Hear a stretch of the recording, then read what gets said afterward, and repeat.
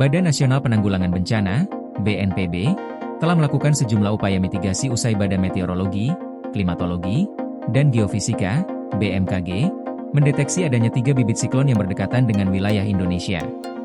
Sebagai langkah pencegahan, BNPB meminta seluruh jajaran terkait untuk aktif memantau perkembangan cuaca dan menyiapkan langkah-langkah evakuasi yang diperlukan.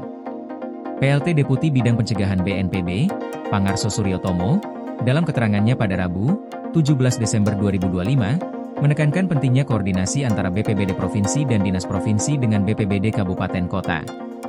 Tujuannya adalah untuk memastikan persiapan langkah konkret guna mengantisipasi dampak dari hujan lebat, angin kencang, dan gelombang tinggi yang mungkin timbul akibat siklon tersebut.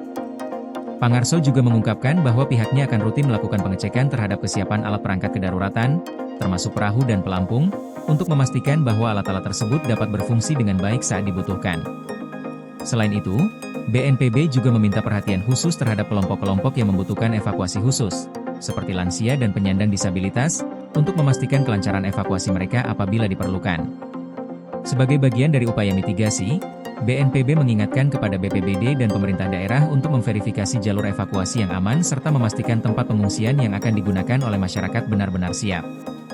Pangarso menambahkan bahwa upaya mitigasi bencana ini perlu dilakukan secara komprehensif dengan berkoordinasi dengan aparatur desa, kelurahan, dan relawan setempat.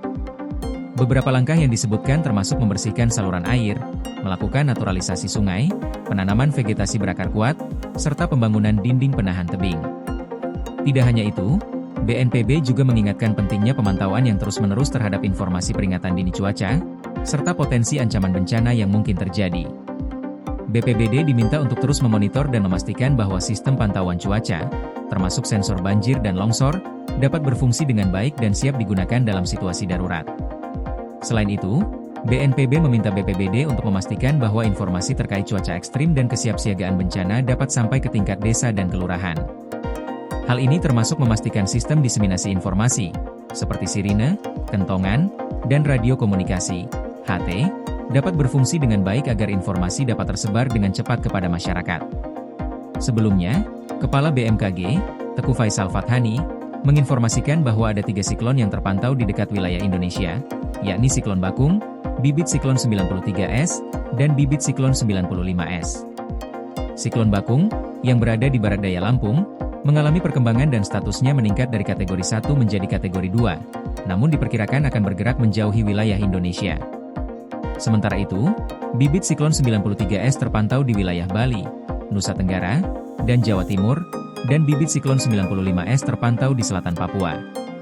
BMKG juga terus melakukan pemantauan terhadap perkembangan ketiga siklon tersebut dan memberikan informasi terkini kepada masyarakat agar langkah mitigasi dan evakuasi dapat dilakukan dengan cepat dan tepat.